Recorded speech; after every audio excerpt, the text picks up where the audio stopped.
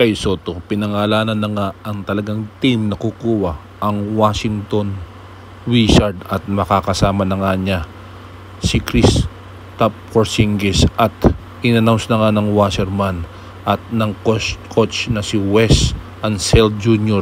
Si Wes Unseld Jr. lang naman ang coach at talagang determinado na kuhanin na ang serbisyo ng ating kababayan na si Kay Soto at talagang iba-buyout pa nga at mamadaliin na mapapunta na sa US para kuhanin na ang serbisyo at makakapalitan ni Kristaps Porzingis.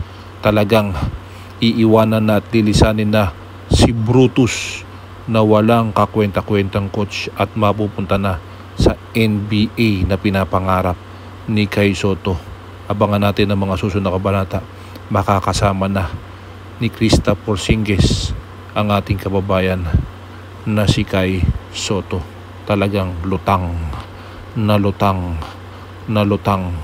na ang galing ni Kay Soto at patungo na nga sa Washington Wizard at doon na tayo manonood sa NBA. Abangan.